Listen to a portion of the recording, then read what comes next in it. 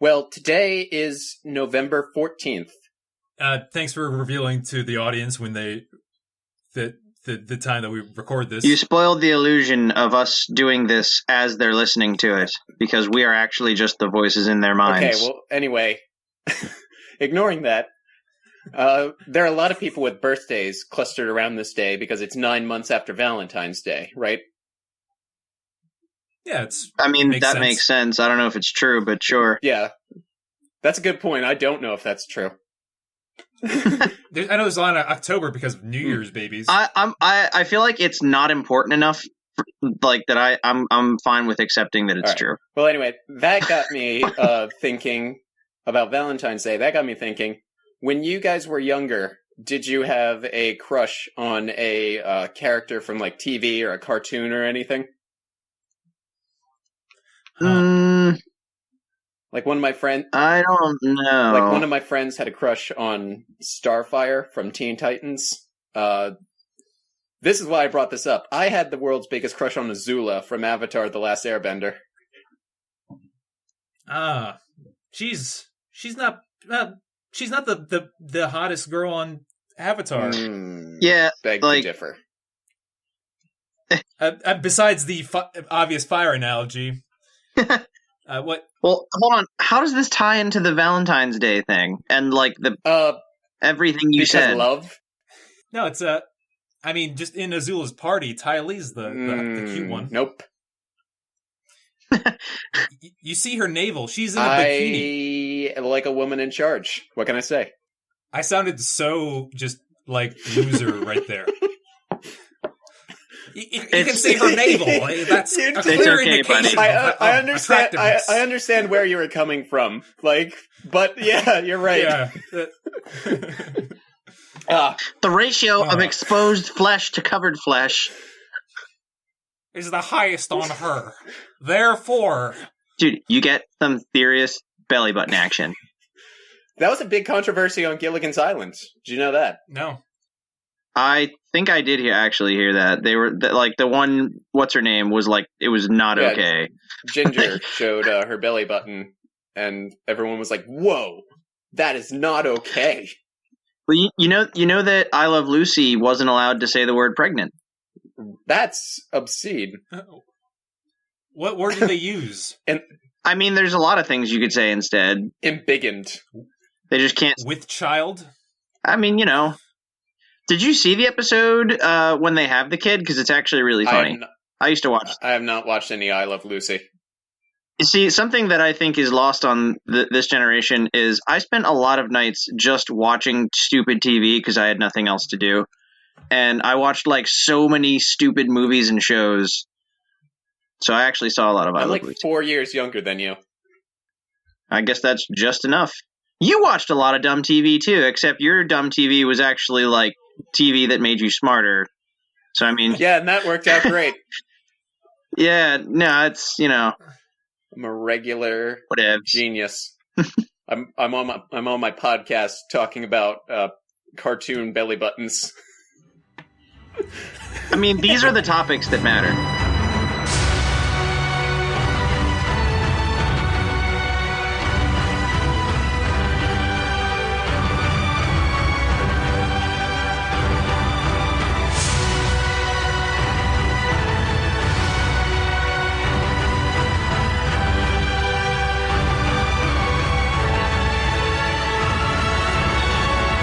Welcome to GenreBorg, the group writing machine.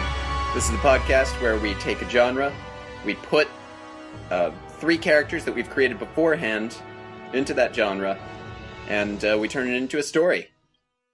This is actually a special thing that we're doing early in the season. This is the final episode of GenreBorg, where we take 2 genres that we've done previously and mash them up. I am Fire Lord Andrew. I'm Adam, master of the 3rd and 9th and 12th realms of Theseus, wielder of arcane forces, compelling the living and the dead, diviner of unknown truths, caster of illusions, destroyer of lies, dissolver of the wall of fire, imbiber of the 9 deadly poisons, author of the Pandanomicon, winner of the Wizard's Choice Award. The dwarves know me as Nickelback Silverchair, the angels know me as Mama Cassiel, the vampires know me as Cameron Orlando, in the south I'm known as Lodestone Greatcraft, and there may be other secret names you're not aware of. I'm Wayne. Wayne is played by Victor. Oh, yes. Hey, guys. Tonight, the role of Wayne will be played by Victor Frederick. All right. So I am almost kind of sad because I like this the challenge of GenreBorg. I don't. It was too challenging. I think we can just do our normal episodes and live. I mean, I'm cool with that. Because at the same time, I'm also excited to get back to formula with our next episode. This is how I felt at the end of the sequel episodes. But let me explain what the genre is.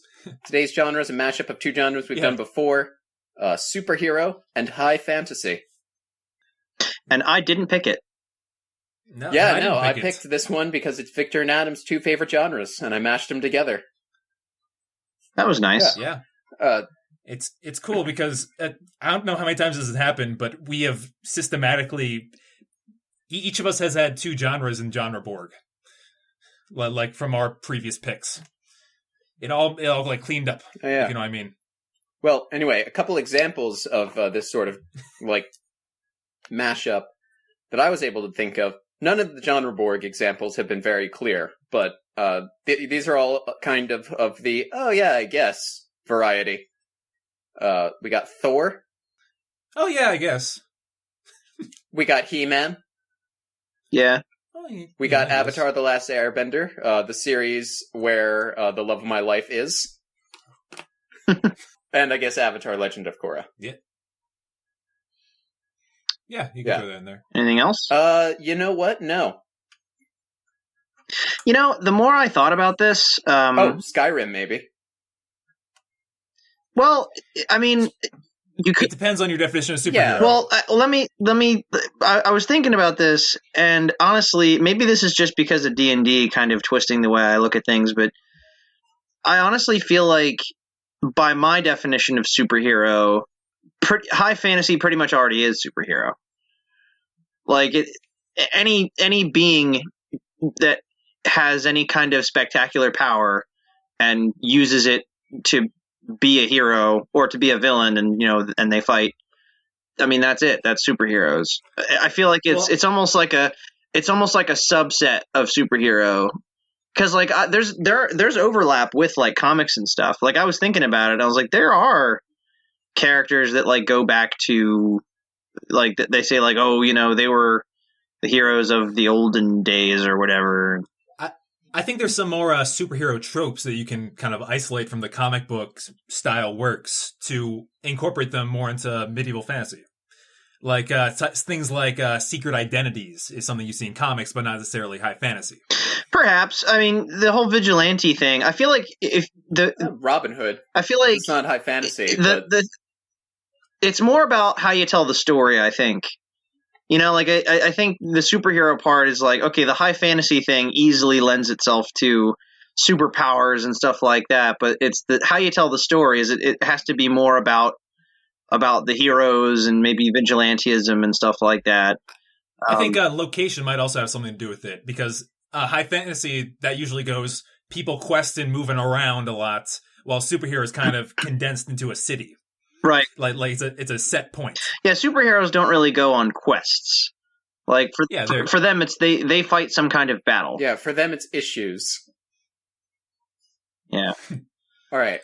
So that brings us to Oh, sorry. I was thinking about Azula.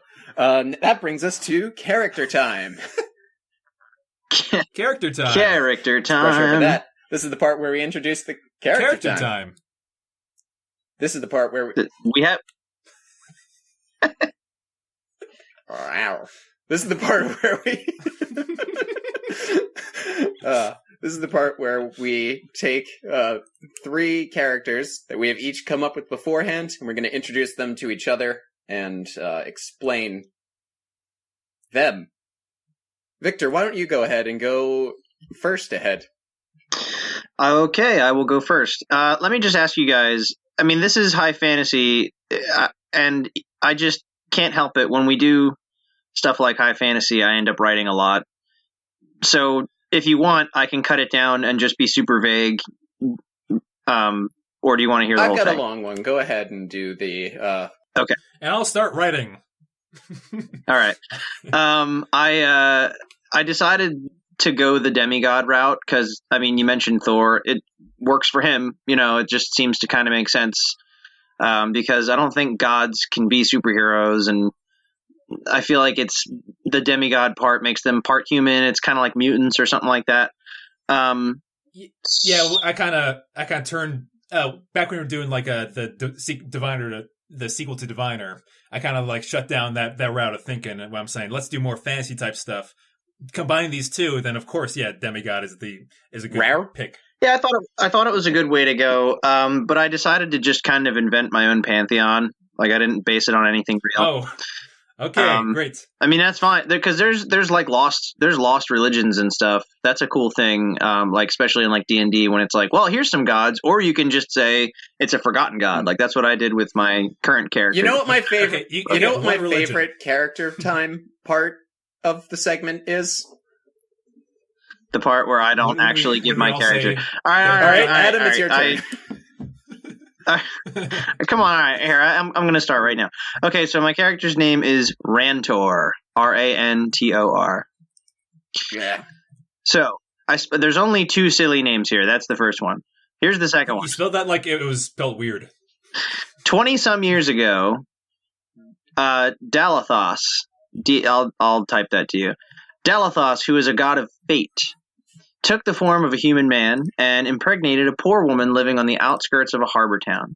She gave birth alone and impoverished. She immediately recognized that there was something different in her child. He bore an insignia on his forehead that represented his father's true identity.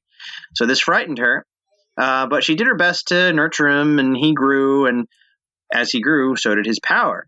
He inherited some abilities from his father, such as enhanced strength and durability, like the driving hand of fate. Once he reached his teenage years, he began to have these strange visions. He claimed that he knew the future and began to use his powers to gain influence over the land. He began by actually burning the harbor town down and demanding that the survivors serve him and rebuild it in his name. Months later, his influence has spread as he assembles an army and rakes across the land. He continues to instill fear into all. He's strong, resilient, and seems prepared for anything. They all believe that he truly can see the future. And that's it. So he's a bad guy. Like a Genghis Khan type. Yeah, like a Xerxes type. Yeah, he kind of wants to be kind of a god king. Like a Xerxes in 300, not a Xerxes in history. Well, I tried to imagine what kind of ability a god of fate would have, and like I said, fate, the whole very difficult to move, difficult to stop. So he's just got like really enhanced strength and durability. You to give him like super luck. Well, that's the thing.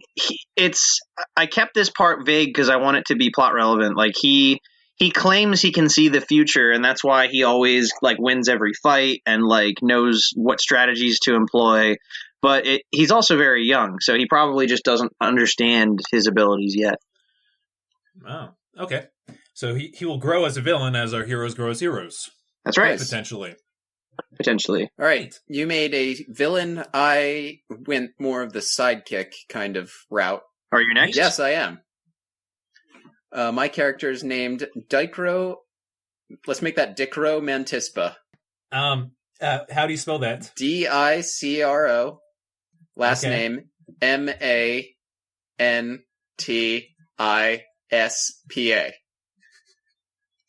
I was one letter off from the whole thing. Nice.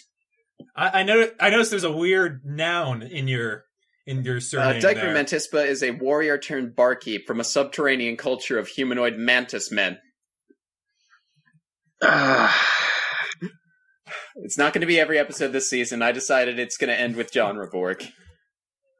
Yay! Yeah, this is my fault. But honestly, I was 2 steps away from making a Mantis Man, a mantis themed superhero. I was. Oh, what if we trolled him that hard and we both made mantises? Oh, that would be amazing. It would be my favorite movie because I would also come in with a mantis. Okay. Yeah, but I knew it was going to happen, so I wanted to lessen as little mantis as we can. But, all right, tell me about him. He fights by channeling life energy into his 4 furious fists. He's a 3 Kreen monk, basically. He used to be married, but one day he found his wife in bed with another woman. Neither of them had a head. Ooh.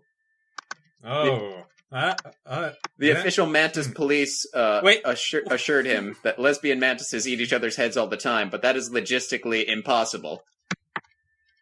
So You're right. in his quest to find out the solution to this mystery, he followed a trail of clues that led him to the surface world.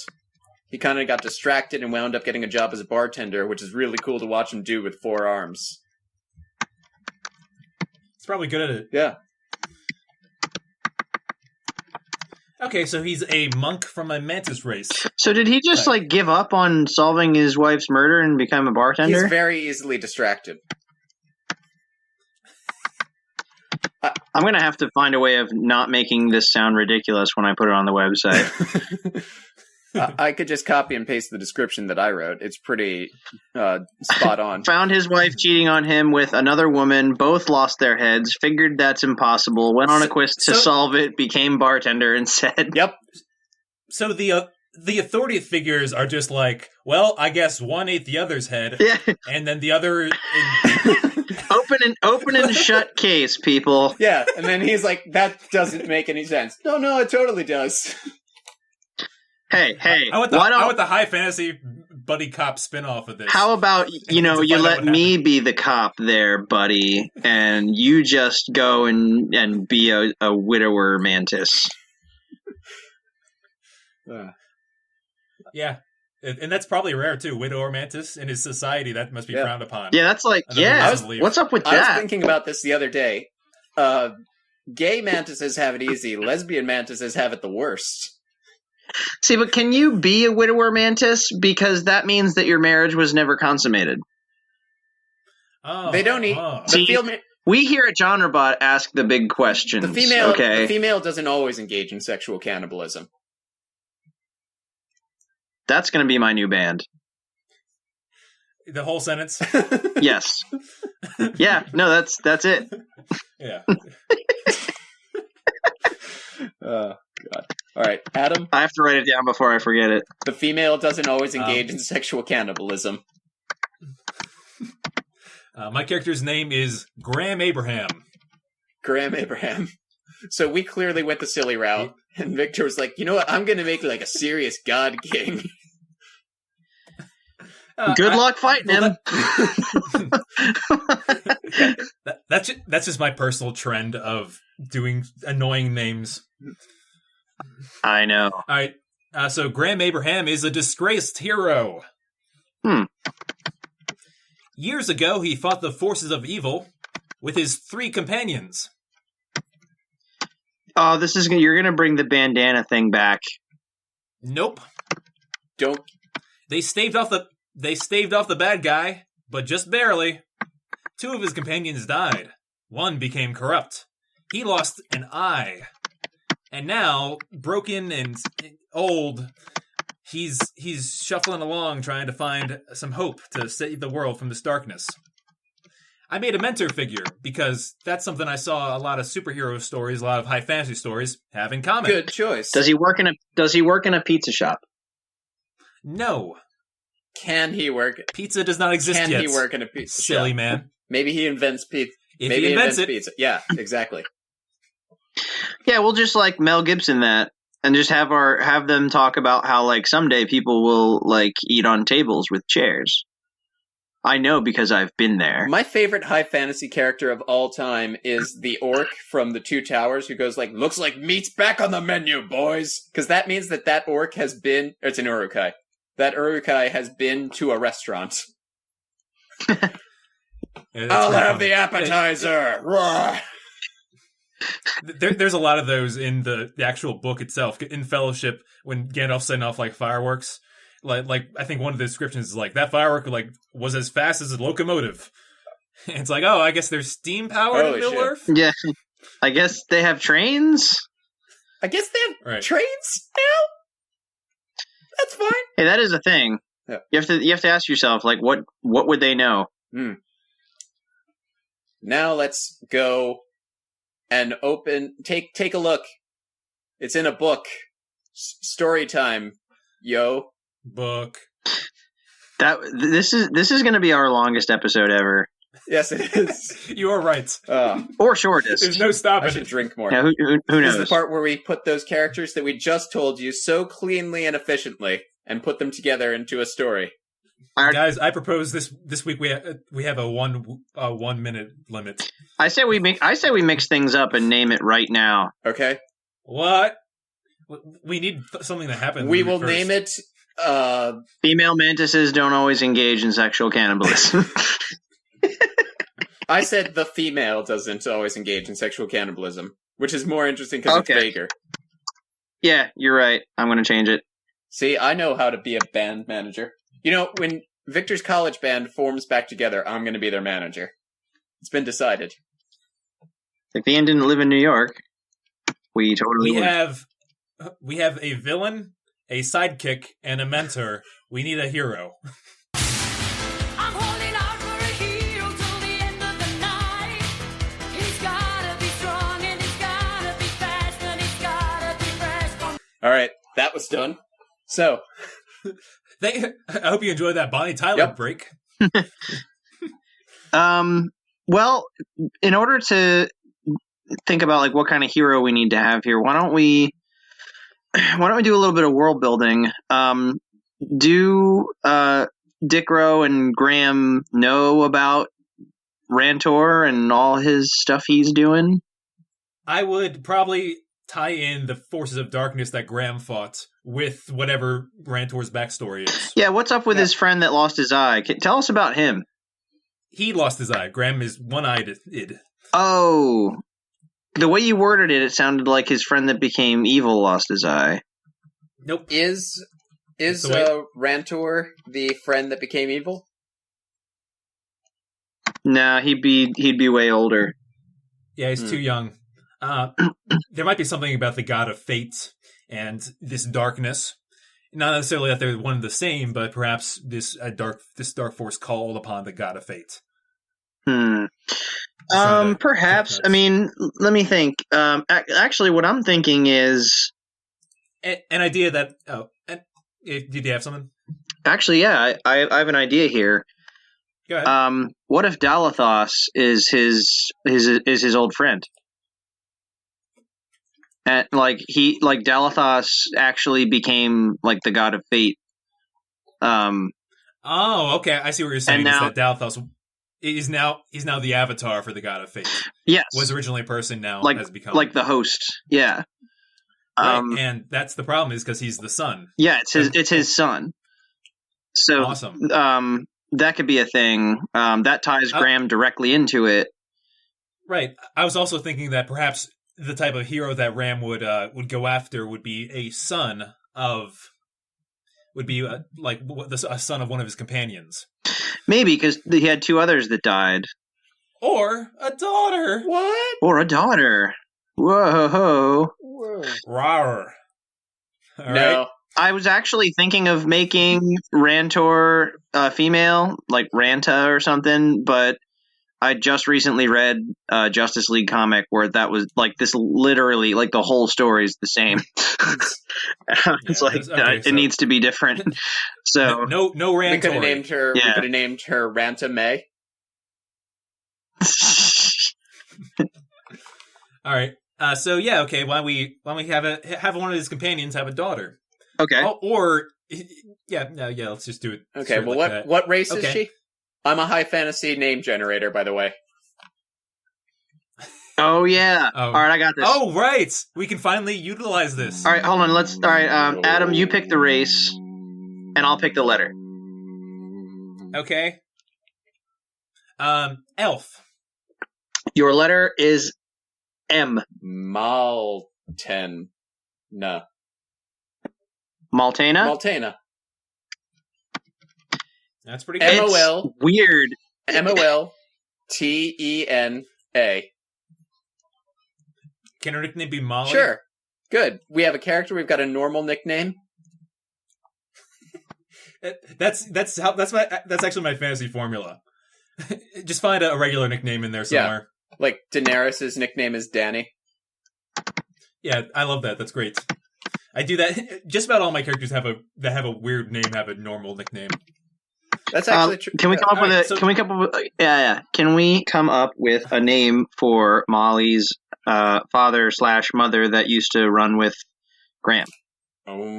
Sure. He was also an elf. Victor, you why don't you give him a name? Give him Adam, a letter. give me a letter. Oh, okay. No, you already had a level. I'll get one. Your letter is L. Lockden. Lockdom. Lockden. Lochdam. Dan. Dan. Locked. Yes. It's very important that you Okay. get this right. Okay. That works. I'm like the Oracle of Gygax. So fallen companion of Graham. You're right. All right. And, So let's. okay. Oh, I'm sorry. Go on. Yeah, I was just going to say, all right, so an elf, what are elves like in this world? Are they your classic, Tolkien style, living in trees, They're long all lives? racist and they make cookies. They're all racist and they make Yes. cookies. I They don't like dwarves because they're racist. They make like bread because they make cookies. Yeah. I've always liked the idea of elves just being just kind of wiser, like more physically vulnerable, but still like pretty agile and like dexterous. I don't like the whole necessarily wiser just because they're older thing. I mean, that makes sense to me. Like their culture's older, they've learned more. It comes with the territory, and sometimes they're often associated and tied in with trees being old. I mean, if you go by D&D, Trees are old. half elves are pretty much just the same intelligence as humans. It's just Well, like intelligence isn't really important when you're talking about wisdom. That stat would be wisdom. fair enough. I guess that's what I meant. You have a burn heal for that burn. I have lay on hands. By the way, Wiki- this episode is the exact same if you listen to a nerd voice. Yeah. Wait, what? Actually, wisdom and intelligence are different. Burn heal over here. All right, so I promise that from now on, if I start saying something nerdy, I'll start doing my dumb guy voice. Why don't you give us Awesome. a taste of that while explaining why Battle for the Cowl is so great? You'll see, the whole thing that makes Batman so great is legacy. And when Batman died, like Gotham City was like still needed its hero. So what really makes it a great part of Batman comics is that you get to see all the lives that Batman's touched. And it's just Yeah, your nerd voice is my like sorority girl voice. Like Batman is so dark and handsome.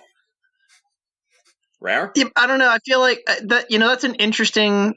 I've never thought of it, but But Batman is dark and handsome. Yeah, you're right, Adam. Good job. They're on different. They're so far. no, I different mean ends like of the dumb guy voice basically is like if like the sorority girl voice was just like a nerdy dude. All right, back on All track. right. There are tracks. There's locomotives in this universe. Hashtag longest episode. Yep. There's no stopping it. I believe the time to beat is 125.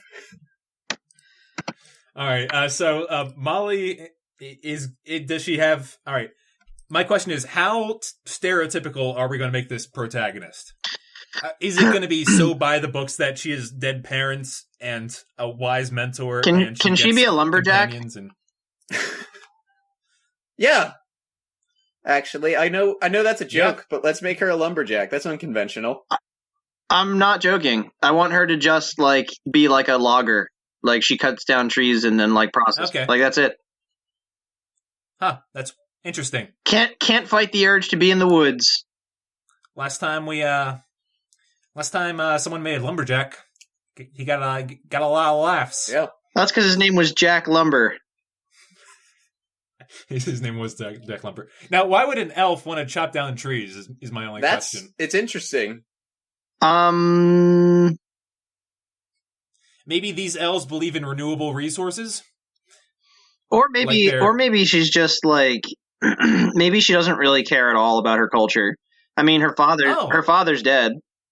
Like maybe she kind of grew up with a pretty tough life and just does this job to get by. Doesn't really, like the old, yeah, okay, my culture, blah blah blah. But I mean, I've got a life. Like I got bills. Do you think we could give Molly like some kind of magic abilities, like the ability to shoot lightning, maybe, and fire? And maybe she doesn't. I mean, she's not a. Maybe she doesn't like her brother who has a scar on his face, and he's. Well, how about this? He's pretty reasonable. She's the tough one. Now that we have our hero, we need to figure out how's she going to beat Rantor? Because I was going to say that what's her thing? Her being a lumberjack type, yeah, maybe she's got like kind of a tree of woods folk, not tree. A group, a team of like I'm just thinking of like modern day lumberjacks. How it's like, oh, it's a team of people, and they go out. And she can do some good scoping, scouting work like that. She's like, all right, this tree is old enough, perfect. Use those kind of keen elf skills to help maybe a group of people out with this. That's why she's with them, and they're like, why are you with us? You're an elf. But they're okay with it because she's been doing it for long enough. Would you say Molly's like a bar patron? Maybe she could run into Dickrow. Whatever his name is. Yeah, that's where all the... I imagine them knowing each other. Yeah, that's probably where all the guys go after work, along with Molly. Micro is probably like her Chewbacca that we understand. Is she the only girl of the lumber crew? Like, is she the... There's probably a few stocky Part of me is starting to think maybe she has like Poison Ivy's powers and is like a... What is it called? An herbokinetic? Herbomancer? In fantasy, we call those druids. I would call that a phytopath if I were to make a word for it. A plantomancer? Phytopath. I'm going to call it either a herbokinetic or herbomancer. She's a green thumb. She's a power blood. I'm cool with herbomancer. I don't know. Well, anyway, yeah, like because that could be a thing. Like she actually can, like when the trees fall, she can actually have the grass like act like cilia and like move it. Like, wouldn't that be cool? High five for the science reference. Yeah, man. Yeah, or have the branches from the tree reach down and kind of catch itself as it falls to the ground. Yeah. Yeah, stuff like that. Like she can use it just to help her with her job. Yeah, the powers of nature type stuff. Okay, and what's her relationship with Graham? Does she know him? Maybe, like actually, maybe this could be what happened. Maybe what happens is Rantor like takes out someplace real bad, and Graham somehow encounters it. And sees like, oh geez, like this is a thing. So maybe he like promised his friend, like maybe his friend was like his dying wish was don't bring my daughter into this, this kind of life. But then he decides he has to break that promise in order to save everyone because everything's messed up. That's pretty good. I kept thinking I was a little too focused on high fantasy stuff. We want to keep this in a single location. Right? Yeah, so, like, superheroes, man. Yeah. Save the city. Got it. So, what's the city that we're saving? I guess they're doing lumber work on the outskirts of it, I imagine. Yeah. It could be a sprawling metropolis, a growing human city. Human city, sprawling metropolis, lumber trade. I'm thinking kind of northern, not very coastal. Give me a letter. Your letter is S.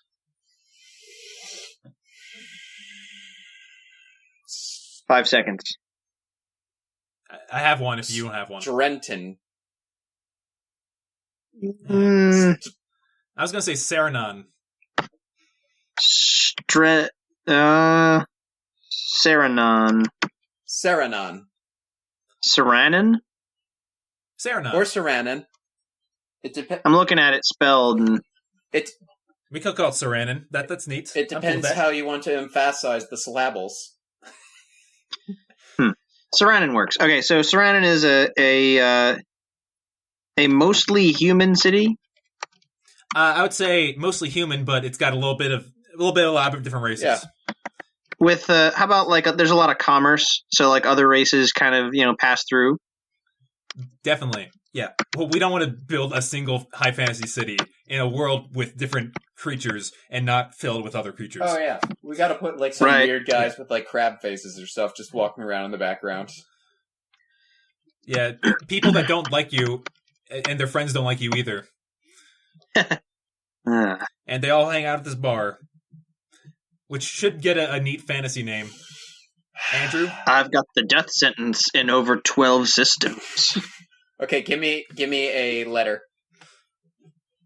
Well, I was hoping we could be a little more scientific about this. Like, oh, hey, it's like, oh, it's the crow's foot. Okay.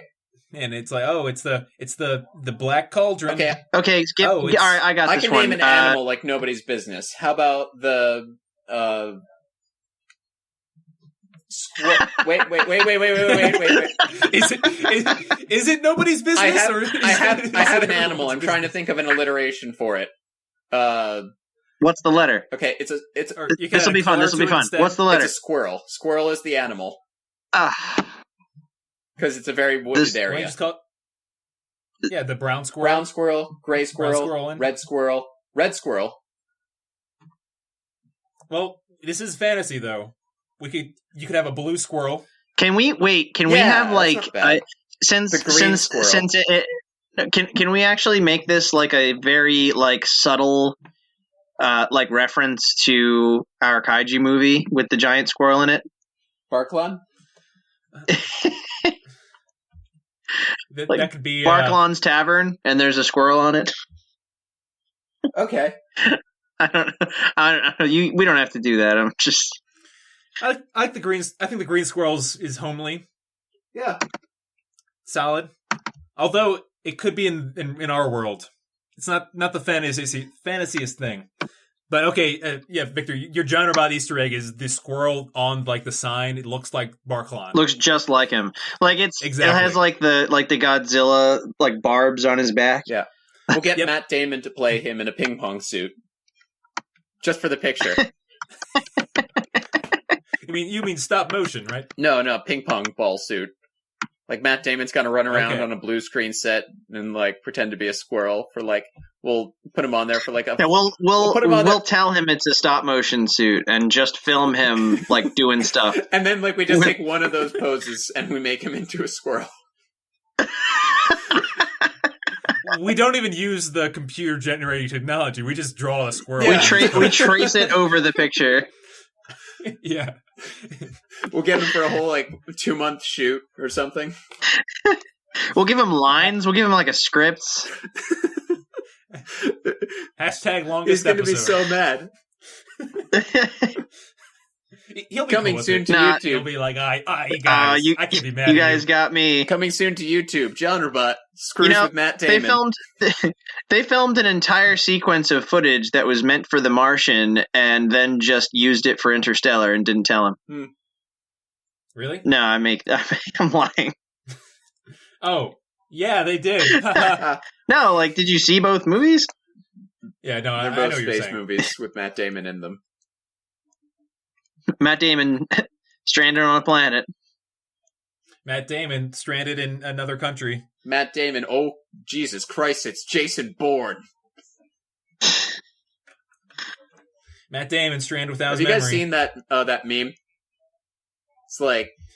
It's just like someone's about to say Jesus in a video or something, and then just cuts to that guy going like, Christ, it's Jason Bourne. Matt Damon stranded in an apocalyptic future where you have to go to Matt space. Damon, Matt Damon stranded. trapped in the longest episode of genre. That's what I was gonna say. All right, All right, let's 125, guys. We can do it. Guys, all right, can I say just guys, we have done enough world building. do this. Yep, that's always what happens. You world build for way too We've long. got a whole world here. It is vivid. Like I can see it. I can smell this world. Like let's What's this bad thing that no, what Rantor.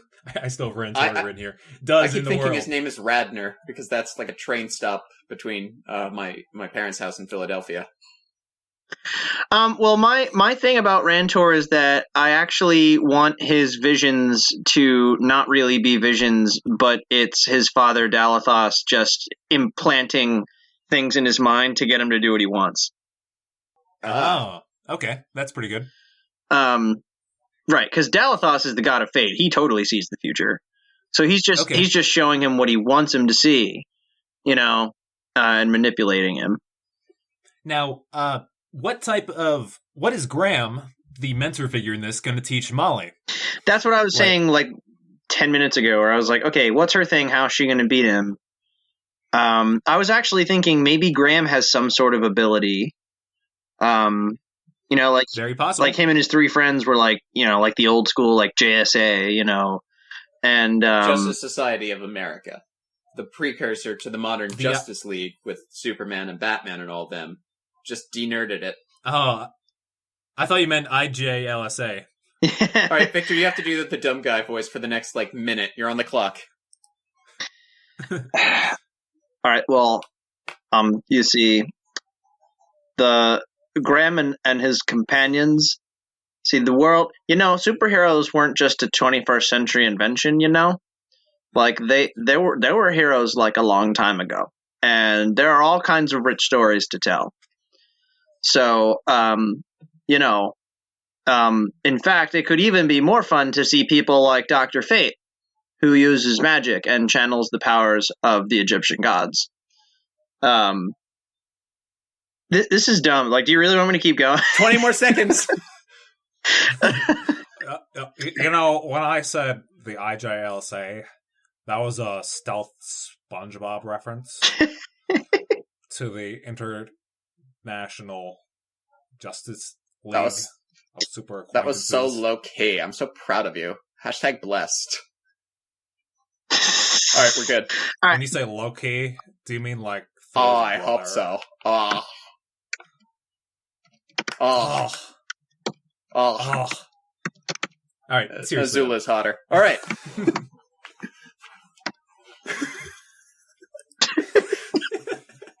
Victor just...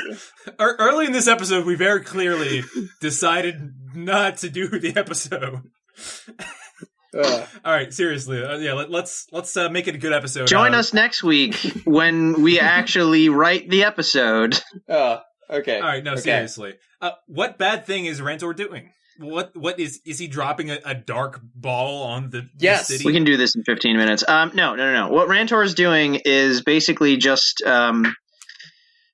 he's basically just when he goes to a place, he kind of wrecks it and says like, you're only alive because I said so. You just got ranting.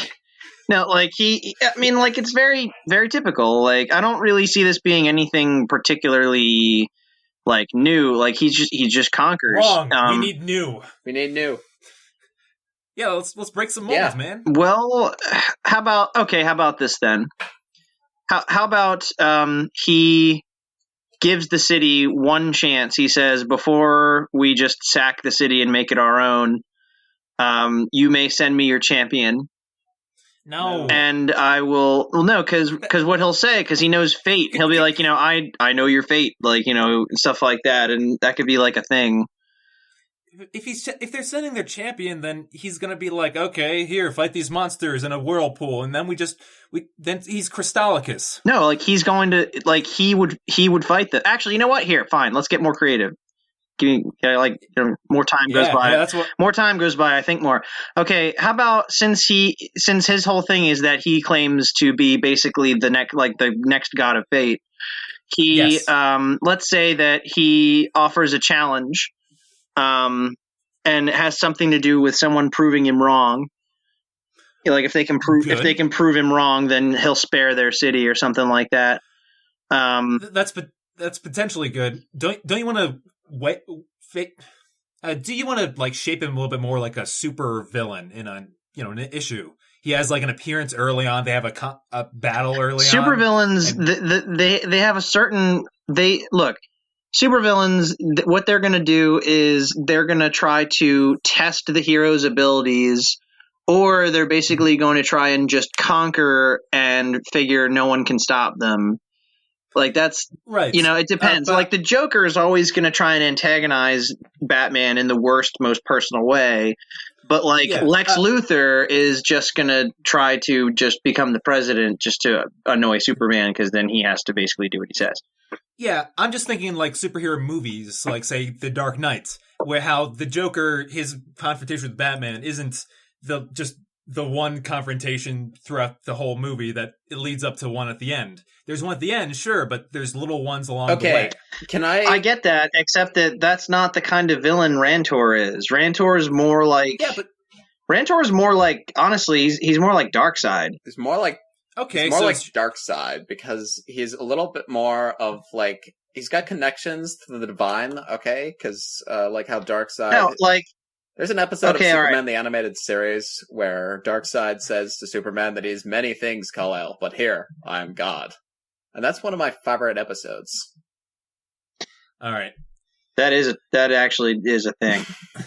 But no, that's it. Like, he's not one of those villains that just okay, think of him like almost kind of like Magneto, where it's like he might have one or two people that can match him on a certain level, and then that becomes more of a thing. Like, that's what's going to happen. Like, actually, here's one. Kylo Ren. Rantor is basically Kylo Ren. Okay. Right, but Kylo Ren shows up early in the movie, and he does do... Well, okay, I guess I see what you're saying. What I'm trying to say is, all right, in that case, let's add a dragon to this story. Let's add his number 2. He's got some servos, some down below. Let's pick like a certain mythical creature, but like an intelligent one. Like how dragons can talk in D&D. Let's pick something. How about a Thunderbird? I was hoping for something humanoid. Oh, okay. How about an owl bear? That's not alive, or that's not sentient. Like, Owlbears don't have a what's that word? It was really good. It was a really good joke, guys. failed. Owlbears. You just No. failed a nerd joke. Congratulations, Adam. You're cool. Yeah. Owlbears don't have agency. Nope. Lost it. All right. Honestly, the more I'm thinking about it, this actually works like super well. Rantor is Kylo Ren. Molly is Rey. Graham is Luke. Graham is Han Solo. Yeah, I guess he would be Han Solo. You're right. Han Solo. He's a little bit like Finn, too, Di- because he's disgraced.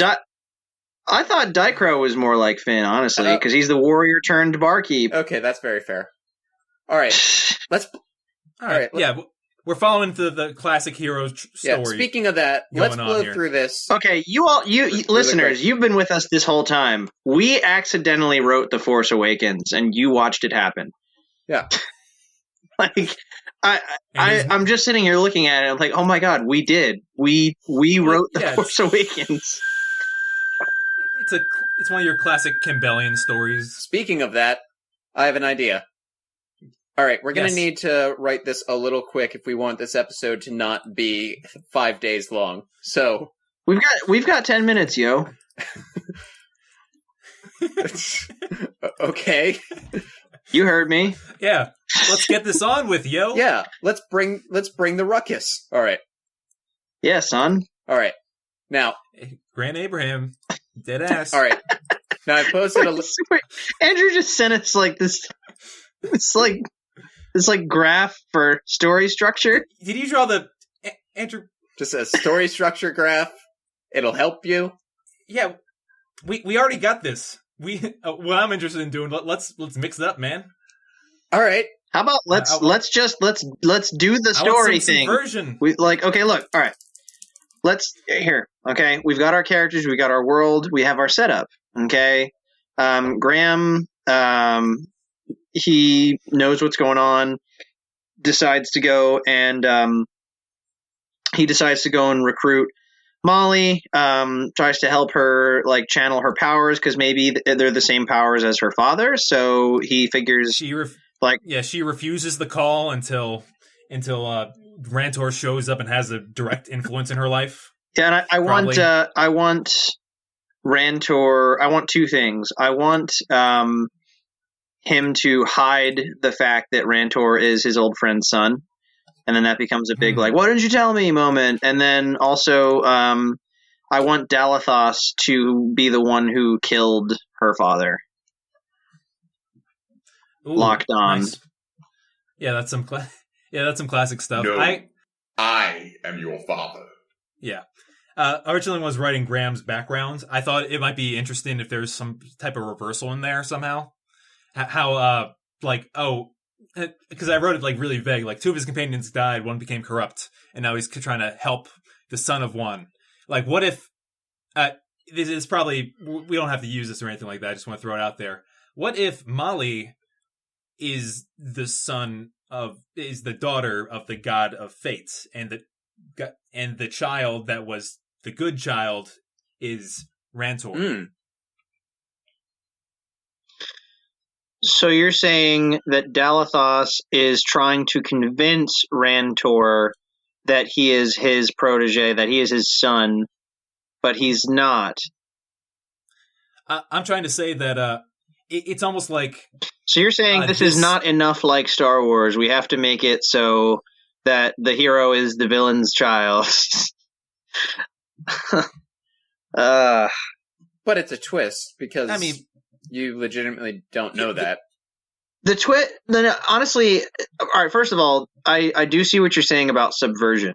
And it's not a bad idea, but I think that it changes too much.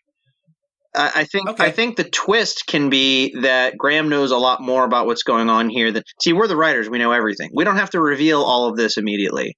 This can be revealed. Be revealed later. Like, you can be watching. It could be like Act 3 or like end of Act 2 when it's like, oh, by the way, Dalathos is actually one of my old companions and he killed your father. It would be like, what? Like, that would be a huge thing. Yeah, okay, I see what you're saying. I guess I was seeing all that stuff up front. That I'm like, wait, we need something to reveal later. So, yeah, but that, if we keep those details scarce and then drop them slowly eventually, then yeah, I think it is better to go about that original way. Oh, I have an idea also. Sure. Maybe the four heroes each had some kind of fantastic ability, and they're like legendary. Like, people talk about them like the Jedi. Mm-hmm. And maybe like Dalathos was super strong or whatever. Lockdown can control nature. Maybe Graham had some other kind of ability that doesn't really matter that much, and then the fourth person had an ability, and that could be a big moment where Graham reveals that he has this ability. But like, there could be, I'm just picturing like a cinematic moment where there's some kind of like, what's the word I'm looking for, like maybe a mural or some kind of like image that has these four heroes, and he kind of like, it's like half covered in like some kind of tarp, and he quickly like covers it so she doesn't see that like one of them is Dalathos. I know what you're saying, but I can do you one better. What if it, like, reaching out to the other half of this GenreBorg, the superhero half? What if these heroes wore masks? What if they had their hero persona was their secret identity? That's a little bit, yeah. Or yeah, yes. So yeah, they did have murals and stuff like that, but you can't tell who. Like, they're wearing masks obscuring who they are. Okay. And he's like, hey, yeah, he's like, this one was your father, and he doesn't tell her that the other one was Dalathos. Right. Actually, that could be a thing. Maybe Rantor wears the mask of his father, and when she faces him, she sees it and is like, wait. And then that could be the big twist where Rantor is like, yeah, didn't you know? Our fathers knew each other, and I know because I'm the god of fate and I know everything. Yeah, although I put a little twist on that. Maybe like when they're in battle mode or whatever, their mask lights up so that the mural is, it doesn't look the exact same as his regular face. I'm actually picturing the masks mostly looking the same, but having different like qualities about them. Like maybe one of them looks like it's like engulfed in flames. Maybe one looks like it's smoke. Like one of, you know what I mean? Yeah, okay, that's cool. The one looks like it's like covered in leaves or something. That could be neat. Yeah, sure. That works pretty well. All right, let's define what Graham's powers are. I know we keep world building, but what can there has to be something that he knows about her father's power, something about his own powers that maybe he can help her with. I don't know, I'm just thinking. Maybe his power set is similar to Lockdown's because he also manipulates some force of nature like water or something. Or maybe yeah, but not regular water, like magic water, like water from like the bottom of the ocean. Yeah. Deep water.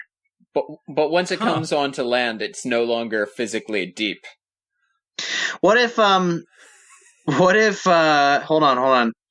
Maybe he like can tap into like she can manipulate like physical nature. Maybe he can tap into like spiritual nature, and he can like summon a steed that's like a spectral form or something like that. Like if I do. Sorry, go on. Yeah, I like that distinction that he, maybe her father worked in physical stuff, he worked in spiritual stuff. So it's like he's like, your father never understood that. He was very kind of brute force type. He never understood that in order to have physical stuff, you also need spiritual stuff to enhance that. Yeah, that's the type of stuff that he's teaching her. That's good stuff. Also, kind of reminds me of Vixen. She her voice. amulet that. You see, when she touches the amulet, she can choose any animal from the animal kingdom and gain some sort of fantastic ability that's like that animal. So, like, she can start running and then suddenly, like, have the momentum and force of a charging elephant. When that happens, does she turn green? That sounds No. very reminiscent of Beast Boy from the Teenage Titans. It basically is Beast Boy, except it's not actually a physical change. It's actually exactly what I'm describing. It's like a spiritual thing. That sounds pretty neat. What you just said was nerdier than you doing the nerd voice, and you dropped the voice for it. Yeah, that's the thing. Like, I'm already a nerd. I don't have to pretend. Like, it's a thing. Yeah. Okay. That's pretty good. Now, I want. We've got a third act reveal. Dick now we Rowe, just need to do the climax. Yeah. Well, hang on. What's Dick Rowe doing during this? Is he just like? How do we tie in this wife assassination into? What if his wife was like knew about this secret that's being revealed, and so she had to be like put a kibosh upon? Maybe. Oh, actually, Put a kibosh. see, because I was actually wondering if we wanted to end it by saying that the fourth companion is still alive or no, they died. I said died, but it could be still alive. Could be missing. Well, I'm thinking I want to tie the fourth companion in by the end. Like, I don't want it to be a part of this main story, but at the end, that could be like our sequel teasers, like, oh, but what about the fourth friend? And then, like, something. You could say that maybe the fourth friend was a mantis person. And Dick Rowe over here has got his blood. Yeah, like maybe he's part of his companions, and maybe it was Graham that first introduced the two of them and wanted them to be working together all this time because he knew that her father, his presumably ancestor, because they have probably shorter lifespans, grandfather. Yeah. Wait. Maybe the mantis friend didn't die in combat. He died because he had children. Ah. Oh, he lived on to die. Yeah, but what I'm saying is that what if Mantispa comes from that vein, and that they are tied together? There's not just sidekick. It's like you can be a hero too. Destiny, trope of high fantasy. Also, I made a god of fate, so kind of. Yeah. they're kind of, there's a lot of, like I said, mentor theme is definitely prevalent in both. And I think there's also something to be about revealing heritage and stuff like that. Yeah. Maybe. Yeah. Okay, great. So yeah, let's do that climax, and we'll go home early. That's right? what she said. Moving on. Yeah, we need we need to just come up with how is this all going to end, and then we're done. So I think at the end there needs to be the basically I see it being kind of like Empire, where once I mean, look, if you're going to point out the Star Wars analogies, don't just keep doing it. well, okay, but just hear me out. I want it to be that this whole movie is setting up that like Molly is the hero, but she's untested, like so she gets this truth bomb dropped on her that, they're practically related, like it's a big thing. And then maybe she actually doesn't do so great in the battle. And then Graham has to show up, and then he's the one that figures out, like maybe he's the one that's like, you think you have this vision, but I know that it's just your father manipulating you. And I know because I've seen him do it before, and that could be like a huge thing where Rantor starts to question what's going on and have this real intense internal struggle. Maybe Graham can use that spirit energy he has to try and like exercise Rantor, like take Dalathos out, and that could be a thing where at the end Rantor is kind of freed and maybe not so evil anymore, but like Graham dies or something. Yeah, Rantor becomes the Zuko of the story, the gray protagonist, morally gray character who is now like, oh, I guess I'm Molly, now we're kind of on the same side against my dad, right? And she's just like, no, go die. Yeah, but that's pretty good stuff. But I also like the idea of Dick Rowe having this kind of side conversation stuff like throughout the story with Graham to finally climactic reveal is that he's got hero blood in him as well. That he's not just he's not just a bystander in this. He can save the day, which he probably does. Yeah. So maybe he like comes in at the end as part of the climax to help fight. Yeah, something like I don't want him to be like the hero though. No. That would be like he's able to turn. Go ahead. Able to turn the tide is what I'm saying. Sure. He's finally change the balance. Oh, wait. You ready for this? Yep. He's a pyromantis. I love it. There you go. I'm happy with that. Yeah, he's a pyromantis. Although, if we're doing the mantis route, like Mantis Mancer, you could have said anything. I don't know. Pyromantis is pretty catchy. He's That might also be another band name. Pyromantis is pretty catchy. Pretty good. Pyromantis Death Wish. That's pretty. I approve, of course. I have to. It's my contract. All right, I'm happy with that story. Are you guys happy? Yes. I think we're all wrapped up. No, that's all right. That's good. We made it. We're not really anything that we left open. We'll maybe not doing the sequel. that won't happen. Yeah, or whatever. Save it for the finale. The finale is always when we clean up messes like this. Yes. Although honestly, That's we've true. done worse ones this season. Even I think this one. The only reason that we went so long is because we actually had a lot to say. we actually haven't been going for that long. Oh wow, we have. No, we're good. Don't look at the Skype call. Look at the recording. I am. We're at 106 minus editing. That's not so bad. Let's name it. 5-minute limit. 5-minute I also want to limit. say. I also wanted to say that we were totally aware of everything that we were doing every time we took a sidetrack. So Yeah. it's like we're okay. And 5-minute limit. Begin right. now. This is the part of the show Oh. where we name the episode Yes, 5 this minutes. is The female doesn't always engage in sexual cannibalism. Pyro Mantis Death Wish.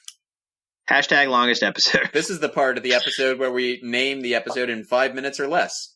I think we should name it By the Book. Nope, doesn't make sense. It could be as simple as just let's build off of this, not just the heroes. What? Like these heroes of legend. Okay. These heroes of The dawn. huge part of superheroes. Okay, huge, especially when there's a team. So, and there is the team element's like a big thing here. They need to have a cool name. The Dawn Warriors. The Moonwatch. I'm thinking they all have these sort of elemental powers. They could be kind of like The Do they all have blood too? don't. Okay. They can be the Planeteers. Maybe like the elementals. That's kind of D&D. I like it. The elementals. That's not bad. Hang on, is there a word for like Let's the see. 4 classical elements? How about just like the elemental 4 or something like that? You were better with elementals. That I would sooner say elemental something like elemental, and not just warriors. The elemental. Honestly, just pick a cool word. You know, like the Or I do it like the elements, and I want to mix that around. What Knights of the Elements? that's on the right track. How about we need a shorter word for element. What's a synonym? Andrew, In the case of like the classical elements, I don't think there's something that conveys the same thing. Because I'm thinking Earth, Wind, Fire, Air. Heart. Yeah, we could just call it There- Hearts. God. Colon. freaking James Cameron. I was gonna say Avatar Nights, but Yeah, not quite. Makes sense. Seasons are usually each element usually pairs with a season. they're not golems. I can't say that. Legacy of the Elementals. Elemental Legacy. That's more of the tagline than the subtitle, I should say. They need a name. Like that's important. So like they called themselves the. Let's quit while we're ahead. We got 5 minutes for this sucker. Let's just call it the Elementals. Okay, they were the Elementals. I think we can all live with that. There's something better we could do, but that's fine. Okay, maybe we can retroactively put it on like the webpage or something. I'll leave that to you if you want to dedicate time to that. Okay, so they can call. Yeah, the Elementals works. Okay. Hey. Wait, hold on. As the team name or the movie name? Both. Really? Oh man, see, but that's really basic for the movie name. Oh my god, you don't even know what that means. Like it would. Yeah, that's what I was saying. Something like Knights of the Elements. Yeah, Something. I was gonna say no. That's great. I'm fine with that being what they called themselves. But the movie, I think, just needs like just a tad more than that. Maybe like the Return of the Elementals or the Children of the Elementals. Dawn of the Elementals. Rise of the Elementals. War of the Elementals.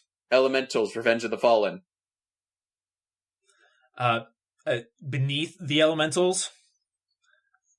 Escape from the Elementals. 20,000 Leagues Under the Elementals. How about Elementals subtitle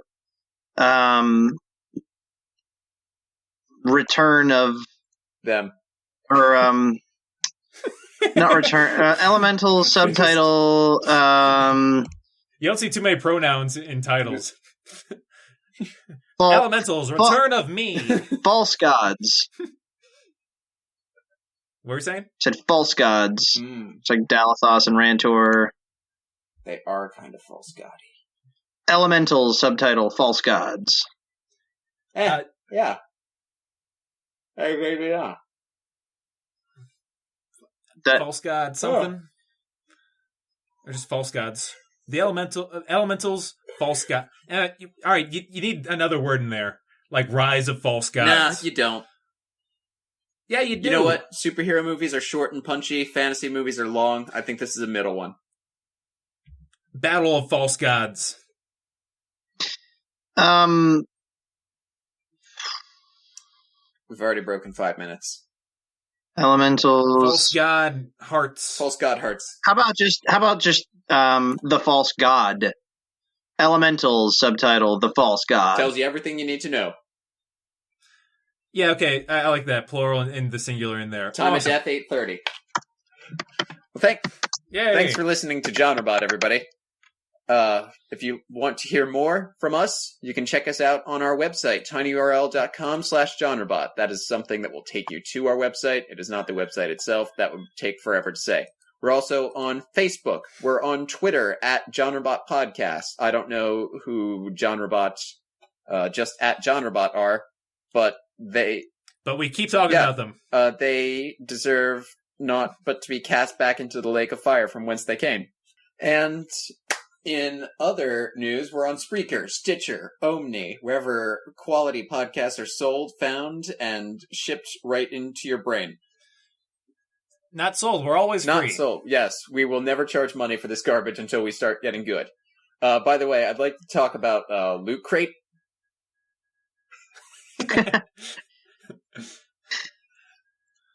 Did you know that sometimes you need some nerd garbage in your Yeah, life? you know, you do. And this month's theme is magic. So it's pretty good we did a magic episode. Whoa, like Doctor Strange and How I Met Your Mother. Fantastic Beasts and Where to Find Them and Good Trouble in Big China Times.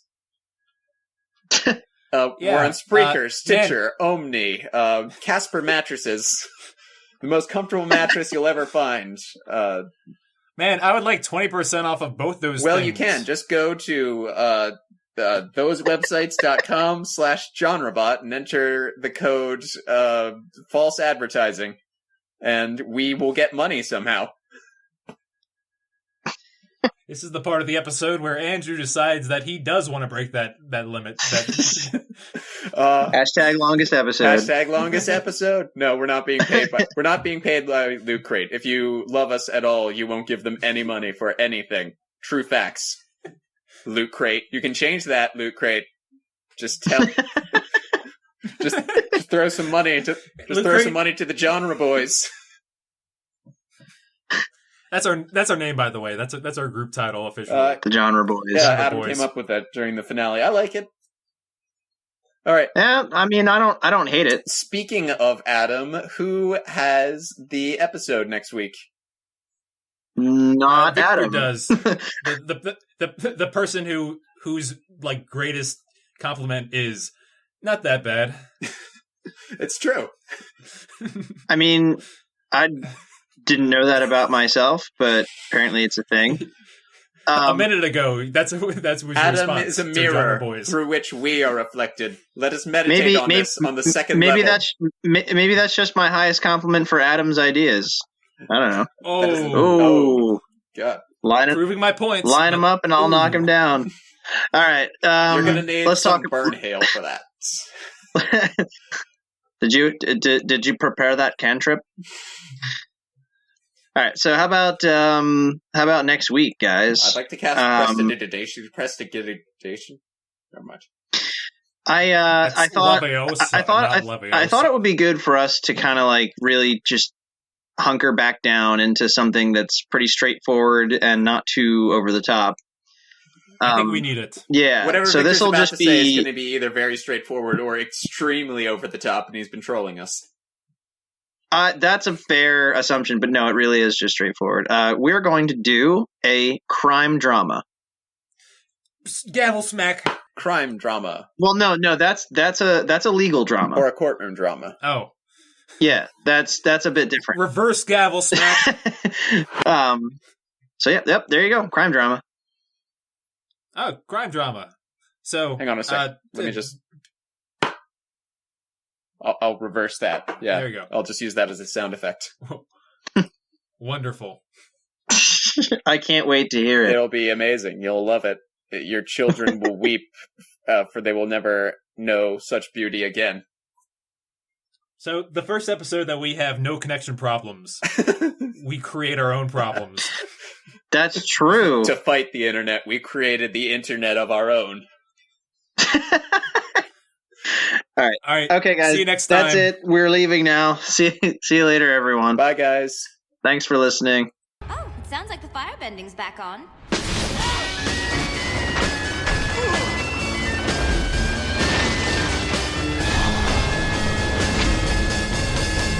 You know that it would be untrue. You know that I would be a liar if I was to say to you, girl, we couldn't get much higher. Come on, baby, light my fire. Come on, baby, light my fire. Try to set the night on fire. Try to set the night on fire. Try to set the night on fire. Try to set the night on fire.